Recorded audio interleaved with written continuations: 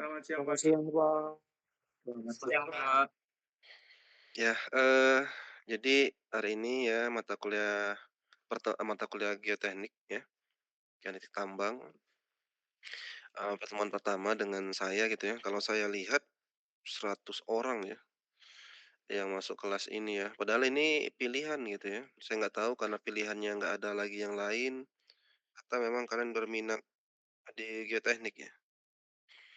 Tapi sepertinya, eee, bukan minat di geoteknik ya, cuman memang nggak ada atau sedikit pilihan, mata kuliah pilihan ya. Mungkin itu yang ini. Yang menyebabkan kelas, kebanyakan gitu ya, mahasiswanya. Tetapi memang saya akomodir untuk 100 orang, karena kalau misalnya 2 kelas, saya tidak bisa gitu ya. Makanya, cuman 1 kelas gitu. Oke, untuk, mata kuliah ini gitu ya, saya harapkan ada ketua kelas dari kalian ya, biar nanti saya assign di sini ya. Ada yang mau jadi ketua kelas di Kinetik Tambang? Siapa yang pertama kali? Suaranya? Hmm.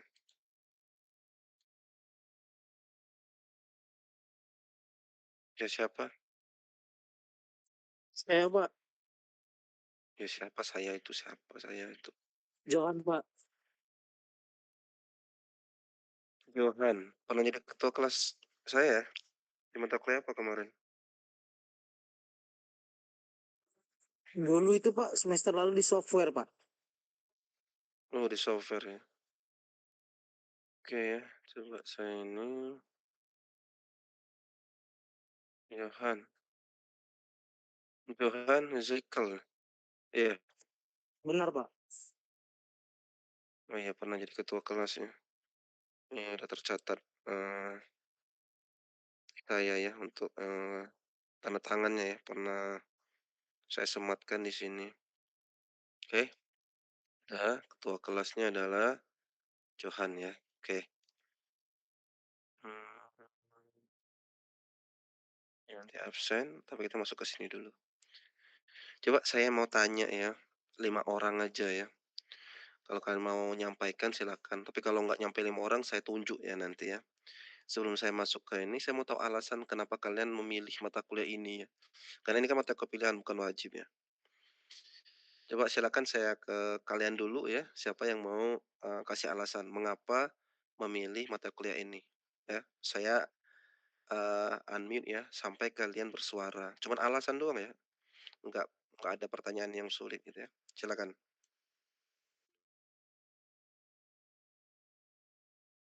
Silakan langsung bersuara ya.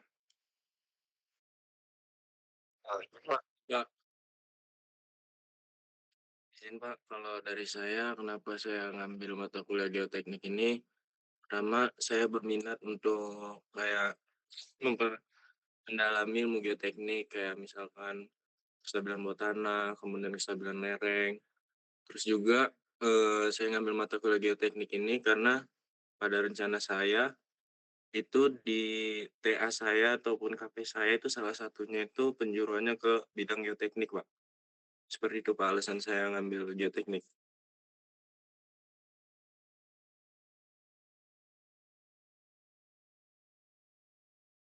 Oke, Alfian, alasan seperti itu. Ayo 4 lagi, siapa? Izin Pak, kalau dari saya pribadi, saya mirip kayak Alfian Pak karena saya berminat di geotek. Terus juga ada satu seminar Pak pernah berbicara bahwasannya kalau di luar negeri itu para geotek itu sangat dibutuhkan gitu Pak.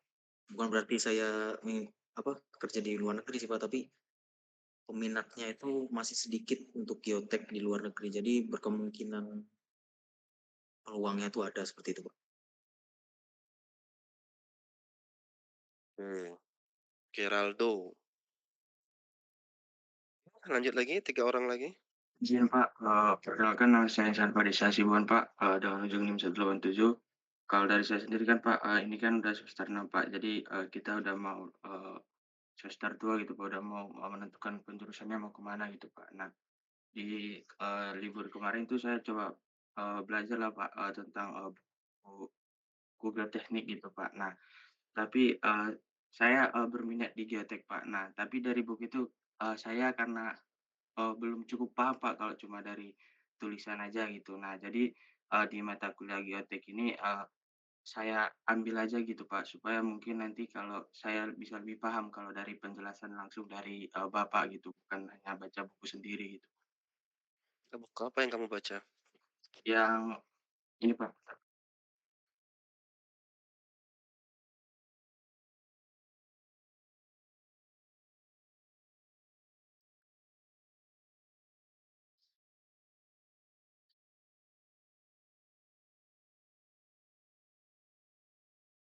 yang geoteknik tambang yang dari Pak Prof. Irwandi Arif Pak. Oh, Gen Tambang itu ya? Ya, Oke oke oke. sama Ya, untuk, saya juga ada kepikiran rencana TA di geoteknik juga Pak. oke, pas berarti ya, 3 orang udah merencanakan ini ya. Coba lagi, 2 lagi, yuk.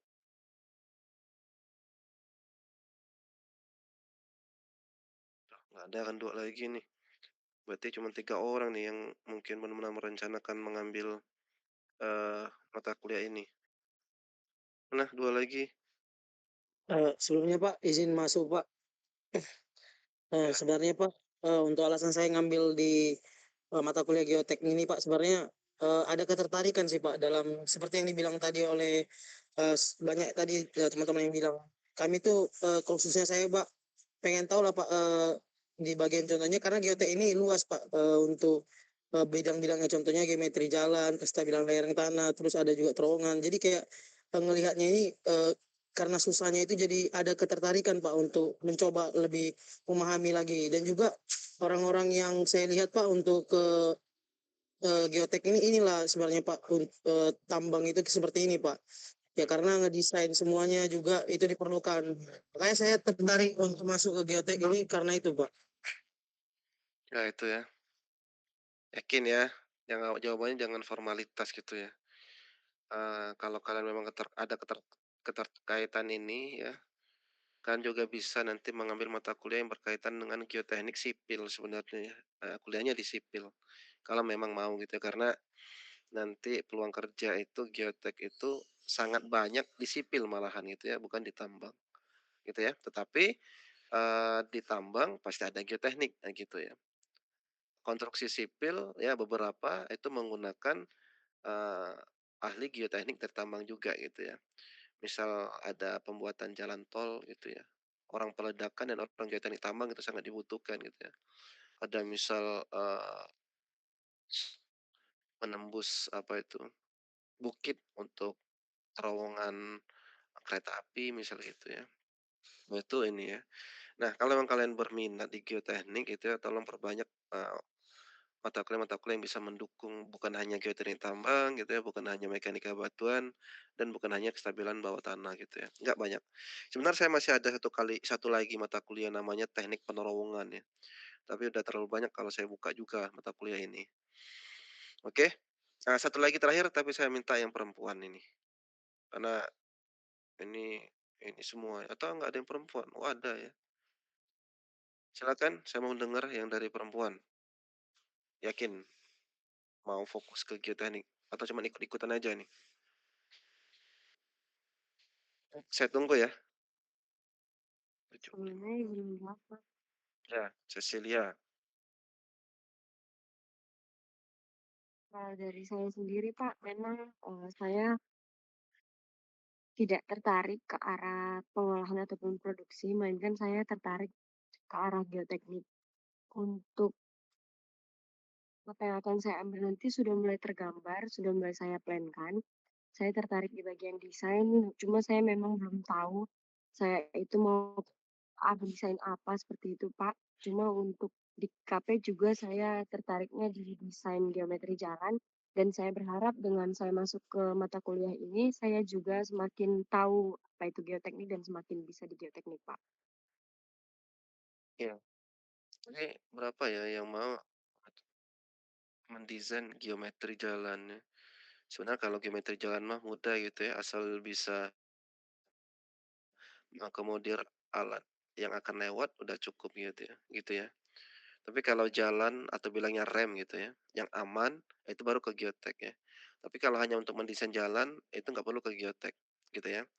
Jadi tolong dipastikan ya, nanti kalau penelitian KP, di KP atau TA kalian gitu ya, jangan, anggap gitu ya, penelitiannya sederhana gitu ya, akan mengantarkan kalian cepat selesai TA, bukan seperti itu sebenarnya.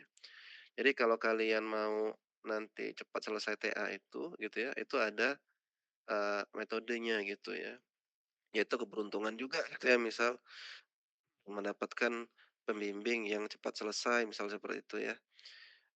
Tetapi jangan disengaja kalian, menyederhanakan gitu ya, walaupun nanti pembimbingnya mau gitu ya. Karena apa? Nanti kalau pembahasan kalian terlalu sederhana, kalian akan sedikit sekali mendapatkan pemahaman di lapangan. Karena KPTA ini ya, adalah core mata kuliah dari, kegiatan lapangan kita sebenarnya ya. Nah, kalau misalnya kalian memaksimalkan kesempatan ini, saya yakin ya, walaupun belum terhitung menjadi pengalaman, tetapi kalian akan banyak sekali mendapatkan pengalaman gitu ya. Dari situlah kalian akan bisa menjual gitu ya, pengalaman-pengalaman selama kalian menjadi mahasiswa tambang gitu ya. Oke? Nah, tapi terkait kata Cecilia tadi, belum pas gitu ya, tapi nanti akan meminta bimbingan dengan dosen walinya pertama gitu ya, agar nanti diarahkan ya, dosen, calon dosen pembimbing yang pas ya, untuk rencana kalian. Toh nanti juga akan diarahkan, bahkan akan diubah gitu ya, judul kalian, walaupun nanti topiknya tidak berubah. Misalnya kayak teknik ya, yang awalnya mau geometri, kita bisa ngedesain lereng gitu ya, bukan hanya geometri jalan, geometri dari lereng gitu ya, ada rem, ada drainase penyaliran gitu ya, ada bom dan sebagainya gitu ya. Oke, baik terima kasih atas, responnya ya. Kalian sudah memberikan alasan dan semoga sama gitu ya, alasannya sama karena memang, sebagai mata kuliah ini untuk, mendukung gitu ya, minat konsentrasi kalian di bidang ilmu geoteknik. Nah sekarang karena geoteknik tambang ini mata kuliah pilihan ya, saya akan mengajarkan teori-teori yang sudah menjurus ke geoteknik ya. Jangan harap kalian nanti, eee, dasar-dasar lagi gitu ya, jangan sampai nanya, "Pak, kohesi itu apa? Poisson ratio itu apa? Modulus yang itu apa ya? Faktor keamanan itu apa ya?" Semuanya udah lewat di mekanika batuan gitu ya. Oke, sekarang kita, mencoba mendalami dasar-dasar di mekanika batuan untuk, merekayasa geoteknik gitu ya, mau nanti di infrastruktur sipil atau infrastruktur tambang, begitu ya. Nah, sekarang di awal gitu ya, sebelum kita memulai untuk project gitu ya atau kegiatan lapangan yang berkaitan dengan geoteknik, kita harus melakukan investigasi ya, penyelidikan dahulu di awal gitu ya. Tidak bisa tiba-tiba langsung mendesain ya, tiba-tiba menganalisis itu nggak bisa ya. Karena investigasi awal itu sangat perlu. Investigasi awal ini bukan mengumpulkan data yang, secara kuantitatif gitu ya, biasanya investigasi ini adalah kualitatif. Walaupun nanti secara empirik juga bisa mendapatkan range range angka ya, secara kuantitatif gitu ya. Oke? Nah, ini penilaian saya nggak usah jelaskan karena kalian pasti mengambil, mata kuliah saya, kestabilan bawah tanah pasti ngambil ya? Sama ya, komposisi penilaian ya, Natasha? Ada apa? Oh, jadi sama penilaiannya ya, komposisi penilaiannya ada 4 ya. Nanti, untuk UTS UASnya saya gantikan studi kasus ya, di mana akan dikerjakan secara kelompok gitu ya. Ada UTS, UAS gitu, ada tugas, ada kuis gitu ya.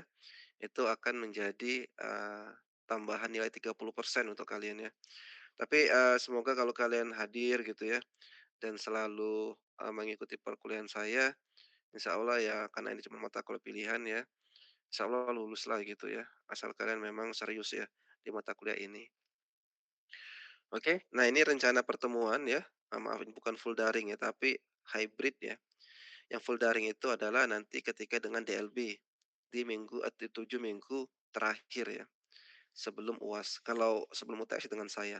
Nah, dengan saya hybrid ya. Sampai saat ini ya, sudah ada ruangan ya, kalian udah saya share ruangannya gitu ya, kalau mau hybrid nanti ya, atau, offline ya. Dan kita akan beberapa kali, offline gitu ya. Tetapi saya harap tuh, offline itu di lapangan sebenarnya. Cuman ke Embung sudah gitu ya. Nah, saya maunya itu ya ke lapangan itu bertemu, atau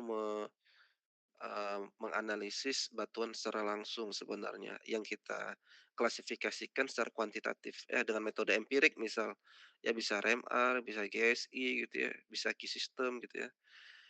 Nah, saya harapkan seperti itu ya, tetapi semuanya itu perlu anggaran gitu ya. Saya juga memikirkan kalian habis, bayar UKT, mungkin ada pengeluaran yang lain ya. Nah, saya memikirkan di situ gitu ya.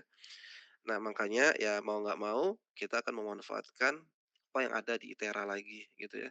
Kalau misal ke Embung ya ke Embung tetapi akan lebih detail ya, nggak kemarin saya serahkan ke kalian sepenuhnya ya. Saya akan ajarkan, lebih detail gitu ya untuk pemahaman RMR sepertinya gitu ya. Karena dari ujian kemarin kayaknya, eee, hasil klasifikasi RMR kalian masih jauh sekali ya di misalnya di, standarnya gitu ya, memenuhi nilai standarnya. Oke. Nah, selanjutnya, eee, 100 orang ini ya, 1 kelas ini saya minta dibagi 5 kelompok ya. Jadi satu kelompok 20 orang ya. Tolong, buat ya untuk, ketua kelas tadi ya. Johan ya, tolong dibagi, yang lainnya juga tolong kirimkan nama-namanya gitu ya, agar nanti minggu depan ya paling lambat Johan mengirimkan kelompoknya ke saya. Oke? Sambil kalian mungkin ada pertanyaan gitu ya, sambil kalian ini ya, presensi ya. Yang hadir 80 ya, tapi di sini kelasnya 100 orang. Silakan presensi, saya kasih waktu 2 menit ya.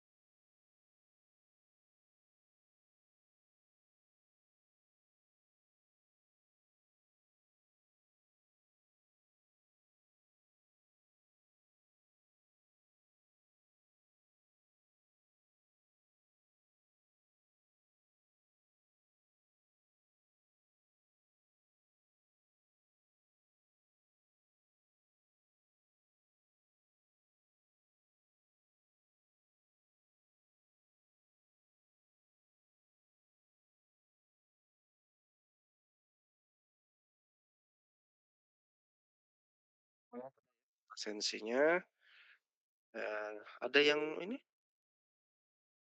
apa? Kenapa Michael?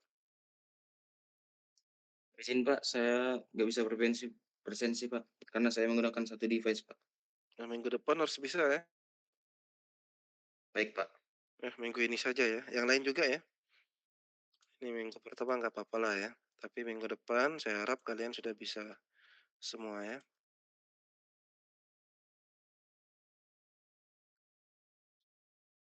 Ada lagi?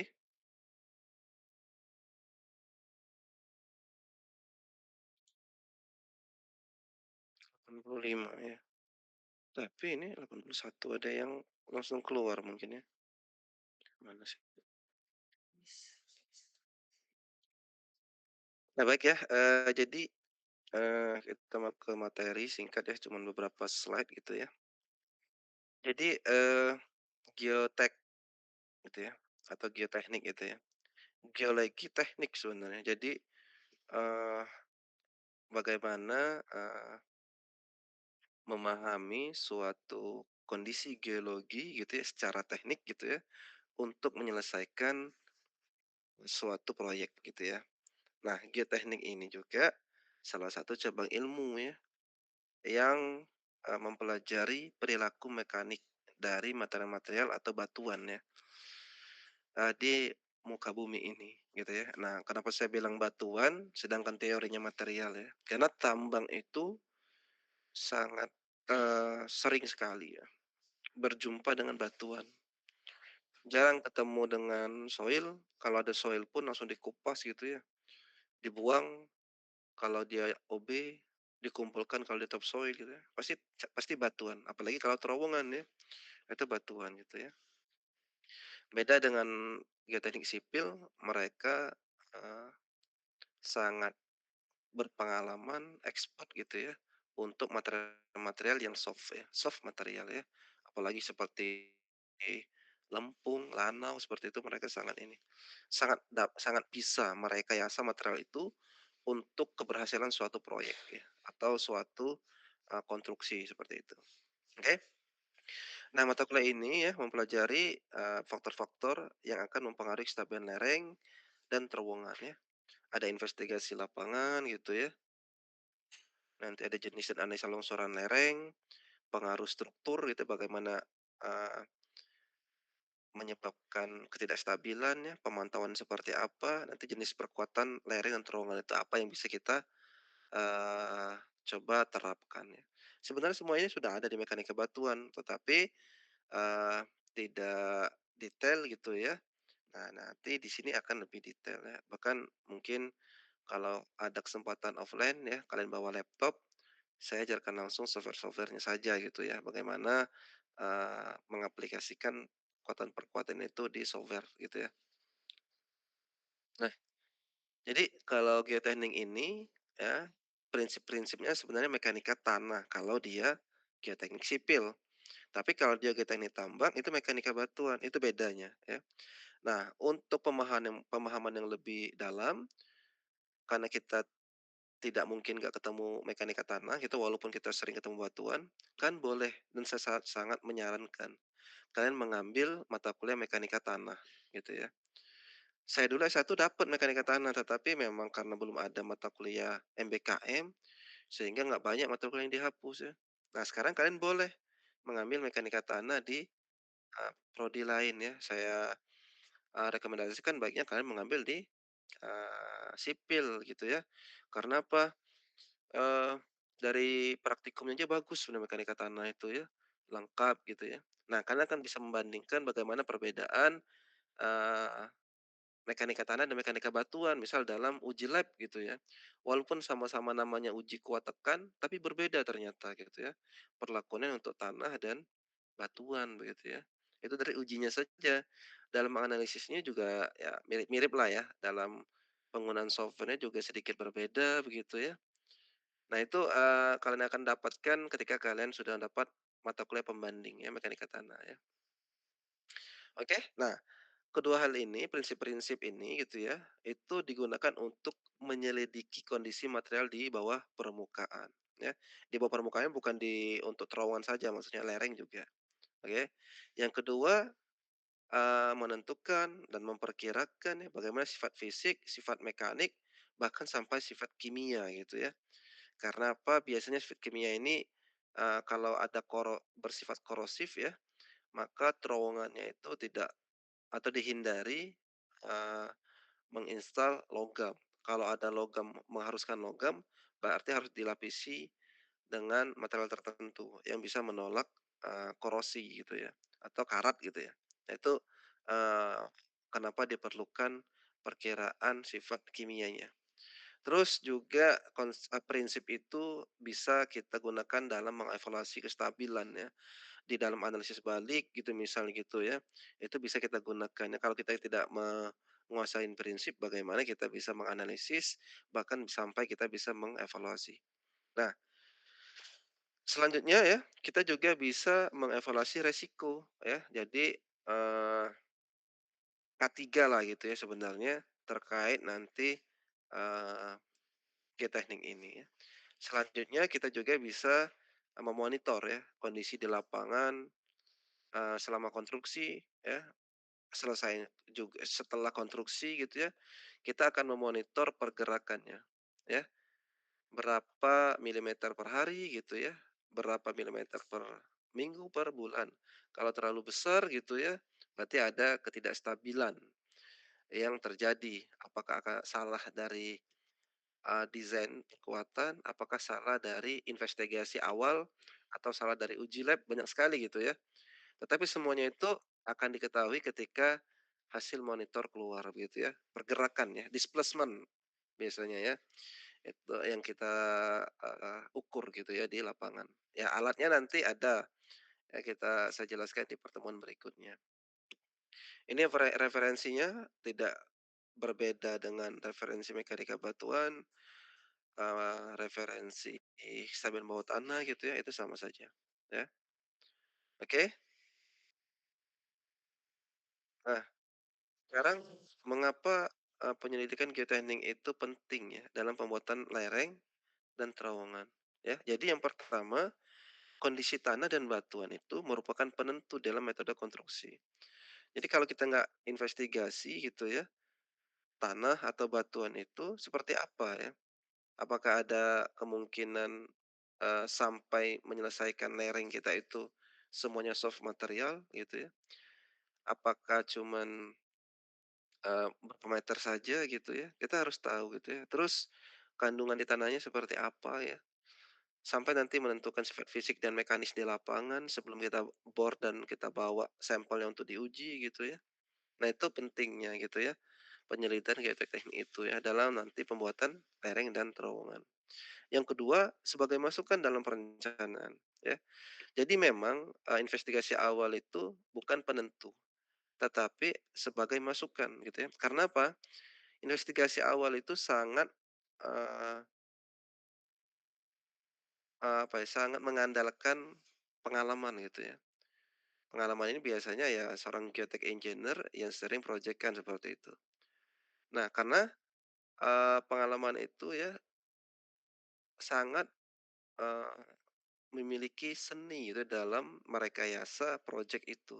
Sehingga ketika ditemukan suatu lokasi, walaupun material batuannya sama, belum tentu perlakuannya sama gitu ya. Nah, hal inilah gitu ya, sangat perlu dilakukan investigasi gitu ya, agar nanti ketika, ada kuantifikasi gitu ya, mau itu mulai dari sifat fisik, sifat mekanis gitu ya, di uji lab ataupun di uji lapangan gitu ya, akan menjadi pertimbangan gitu ya, apakah batuan ini memang sangat kuat gitu ya, tetapi di lapangan kok beberapa crack begitu ya.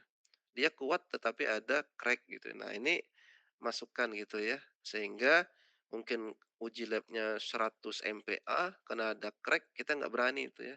Kita turunkan menjadi anggap saja kekuatannya 70 MPa gitu ya. Nah itu, eee eee, masukan gitu ya dalam perencanaan ya. Selanjutnya pasti kita mendapatkan informasi. Jadi setelah kita melakukan investigasi ya, layak atau enggak gitu ya, kira-kira aman atau enggak, keselamatan yang paling utama gitu ya. Dan selanjutnya secara ekonomi itu bisa nggak dibiayai, gitu ya. Walaupun nanti, bisa dikaji ulang gitu ya, hal yang nggak ekonomis dikaji ulang gitu ya, dengan menurunkan kualitas biasanya.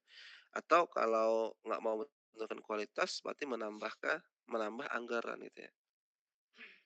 Nah, secara spesifik tujuan penyuntikan nikotin itu kalian bisa baca ya, ada 1 sampai 7 di sini gitu ya. Ya, nah jadi dalam pekerjaan penyelidikan lapangan ya, ada beberapa hal ya, sangat banyak sekali gitu ya. Jadi yang pertama pasti kita membaca dulu literatur, mau buku, mau jurnal, mau laporan yang terdahulu gitu ya. Itu harus kita lakukan sebelum ke lapangan. Yang kedua, kita harus mengetahui kondisi di lapangan, dengan cara, foto udara ya. Foto udara bisa sangat detail kalau kita menggunakan drone gitu ya, yang sekarang, eee eee, tambang dalam surveinya sudah menggunakan drone sekarang. Sudah jarang bukan jarang sih, sudah mulai ditinggalkan menggunakan total station gitu ya. Tetapi perusahaan menengah ke bawah masih menggunakan TS ya. Perusahaan-perusahaan besar saja tuh yang menggunakan drone dalam, pemetaan permukaannya gitu ya. Bisa dimanfaatkan untuk peta topografi, kemajuan tambang begitu ya, terus pergerakan lereng begitu, itu bisa bisa digunakan sekarang gitu ya.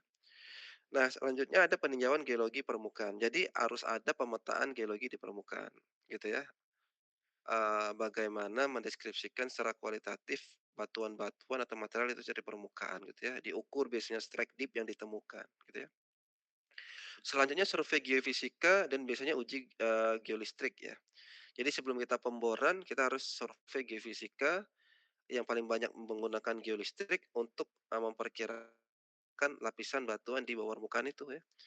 Eee, ada bukan beberapa ya, ada jenis tambang tertentu yang syaratnya itu tidak perlu pemboran, contohnya tambang batuan ya. Cukup survei geolistrik ya, itu sudah bisa diterima gitu ya untuk, estimasi cadangannya. Tetapi untuk tambang yang lain nggak bisa yang seperti batu bara, emas dan sebagainya harus dilakukan pemboran. Karena apa? Ada uji ya, uji assay atau uji lab yang mengharapkan, grade-nya itu diketahui atau bisa diestimasi gitu ya. Kalau batuan kan enggak ya. Nggak dicari grade-nya kalau batuan, yang dicari itu volumenya, seberapa banyak. Makanya survei geolistrik cukup ya. Nah tetapi, kalau misal komoditas yang saya bilang tadi ada batu bara ya, ada emas, ada nikel, ada timah ya, itu harus dilakukan pemboran eksplorasi ya, oke? Untuk mendapatkan sampel. Mau nanti diuji sampelnya geoteknik, mau nanti diuji kadarnya gitu ya, yang pastinya harus dilakukan pemboran terlebih dahulu ya. Nah, setelah itu kita juga lakukan sumur uji gitu ya. Jadi, bukan mengebor gitu ya, tapi menggali ya. Jadi, kalau pemboran itu kan lubang bornya kecil gitu ya. Nah, kita juga perlu penggalian yang cukup luas secara lateral gitu ya. Secara horizontal ya, tersebar secara horizontal, lateral bilangnya gitu ya. Itu untuk memastikan kesamaan atau homogenitas dari materialnya, gitu ya. Itu sumber uji. Selanjutnya uji in situ ya. Nah, uji in situ ini salah satunya contohnya itu adalah kalian menggunakan, palu geologi ya di lapangan dengan memukul-mukul batuan, itu bisa memperkirakan UCS gitu ya. Kalian misalnya untuk menentukan, sifat kimianya dengan air asam, dengan HCl gitu ya, sehingga dia akan bereaksi atau tidak ya. Uji in situ itu uji di lapangan secara langsung ya. Nanti ada alat juga yang lain, kita udah punya nih alatnya namanya, apa namanya itu, hammer test gitu ya. Dari Prosek bisa memperkirakan kuat tekan ya, ya di lab. Selanjutnya kalau udah uji lab ya, nah uji lab ini, eee biasanya kalau di geoteknik ya UCS, geser, triaksial gitu ya. Ya kalau sifat fisik pasti ya untuk mengetahui density gitu ya, untuk mengetahui Poisson ratio dan sebagainya. Selanjutnya perencanaan gitu ya, perancangan ya, dan dibarengi dengan tahap konstruksi. Jadi rancangan awal itu selesai, tetapi tahap konstruksi itu bisa merancang ulang ya. Kalau misal ada hal-hal yang ditemukan tidak sesuai ya dengan selama kegiatan konstruksi itu. Selanjutnya monitor atau pengamatan pasca konstruksi gitu ya. Menggunakan ya tadi alat bisa menggunakan drone, bisa menggunakan TS. Tapi untuk kedetailan gitu ya, atau keakuratan gitu ya, itu menggunakan TS biasanya. Oke. Nah, seorang geotech engineer harus memperkirakan dan mengevaluasi ya. Satu, distribusi material yang akan dilewati terowongan dan lereng. Yang selanjutnya, sifat deformasi dan kekuatan masing-masing material. Yang ketiga, besaran dan arah regangan maaf ya, maksudnya besaran arah regangan dan tegangan ya, atau tegangan regangan gitu di lapangan ya, bukan tegangan-tegangan ya, tapi tegangan dan regangan. Yang selanjutnya, kondisi muka air tanah ya, water level ya. Terakhir, strukturnya bagaimana. Jadi, kalau kalian mau mengingatnya mudah ya, kita sebagai geotech engineer, kita itu anggap saja air itu sebagai musuh, struktur juga sebagai musuh, dan material yang sifatnya soft gitu ya, soft material itu juga sebagai musuh gitu ya. Dengan geoteknik. Karena kita akan cukup pusing gitu ya, cukup dalam gitu ya dalam eee, melakukan analisis ya, pemahaman tentang ketiga parameter tadi yang saya sebut ya. Apalagi 2 hal ini ya, kondisi air dan struktur ini gitu ya. Ini sangat menentukan sekali ya di kestabilan tambang, lereng ataupun terowongan, gitu ya. Nah, klasifikasi penyelidikan lapangan itu ada dimulai dari penyelidikan permulaan, ada penyelidikan rinci, dan penyelidikan selama konstruksi gitu ya. Tadi yang saya bilang ada tinjauan literatur gitu ya, baca jurnal, buku, atau laporan terdahulu gitu ya. Foto udara seperti ini gitu ya, kalian bisa menggunakan drone gitu ya. Terus pemetaan geologi, mengukur strike deep begitu ya. Mengukur lapisan, bidang perlapisan seperti apa gitu ya. Di sini udah mulai mencatat ya, data-data ya, lapangan gitu ya. Walaupun nanti diambil contohnya diuji gitu ya, tetapi, sebagai masukan tadi, data-data yang dilakukan saat investigasi ini. Survei geofisika ya, nah kalau kalian sudah pernah ikut geolistrik ya seperti ini alatnya gitu ya.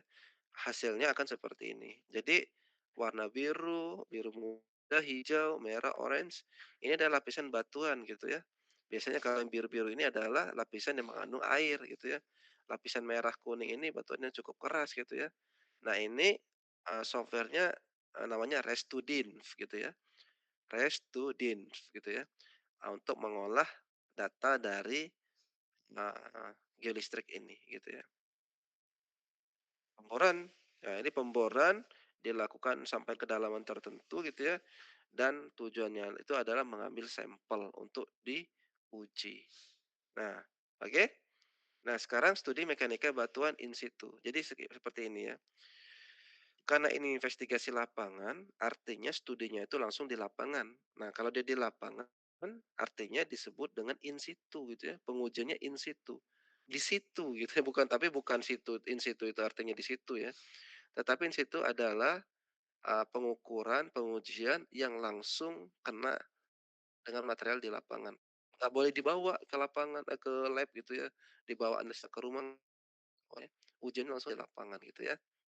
Oke, nah ada beberapa catatan yang penting ya untuk para perancang kita sebagai geotech engineer ya. Sampai saat ini kekuatan batuan itu tergantung dari waktu. Nah, tergantung dari waktu, tapi kita tidak bisa menentukan lereng dan terowongan kita umurnya berapa, nah itu sulit sekali gitu ya. Nah, akan tetapi semua hal itu bisa kita lakukan pendekatan dengan memahami tegangan dan regangan ya. Jika tegangannya itu meningkat gitu ya, artinya akan juga meningkat regangannya gitu ya. Nah, hal itu diketahui di mana? Ketika kita melakukan monitoring gitu ya. Oke. Selanjutnya kekuatan batuan ya. Batas regangan. Jadi batuan itu ada batas dia bisa meregang gitu ya. Dia bisa memanjang, pendek dan sebagainya atau ya regangan gitu ya.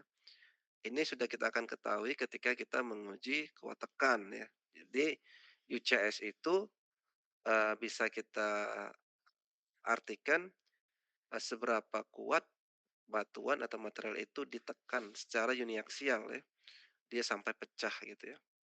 Dan seterusnya ya, tadi ada perlapisan atau struktur gitu ya, nanti ada apa namanya itu, bagaimana kita membuat kita memetakan struktur secara mayor gitu ya.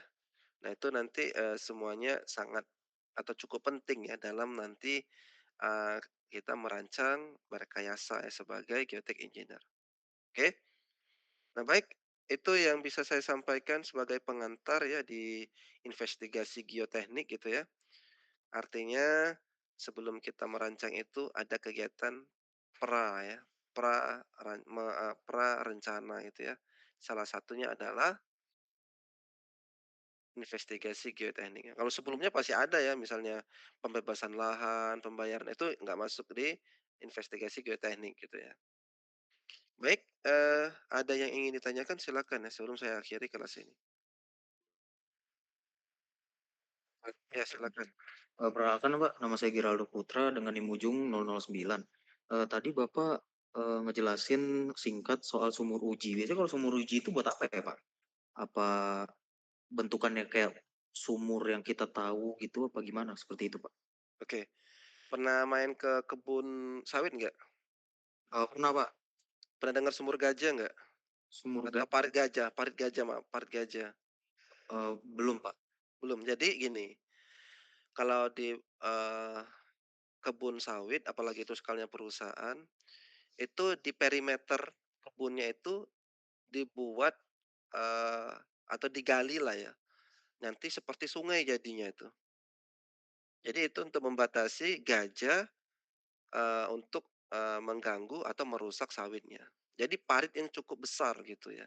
Itu yang disebut sumur uji. Nah, itu sumur gitu ya, artinya kenapa dibilang sumur gitu ya, bahasanya juga ya. Sebenarnya ada juga dibilang dengan parit uji sama juga gitu ya. Nah, tetapi karena ini tambang, dia pasti lebih, cukup dalam ya sumur ujinya. Misal, sumur uji ini biasanya dilakukan menggunakan alat namanya ekskavator. Tahu ya, backhoe ekskavator ya?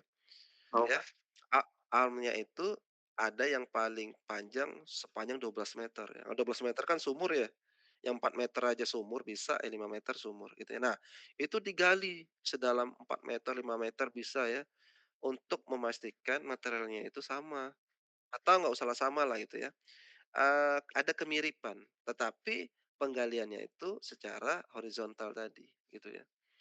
Kalau misalnya secara vertikal ya kita uji bor gitu ya, pengeboran. Nah sekarang kita coba di beberapa tempat galinya cukup luas gitu ya dan ya tidak terlalu dalam ya sesuai dengan kapasitas, lengan dari backhoe-nya. Begitu ya? baik, terima kasih Pak. Oke, ada lagi yang ingin ditanyakan?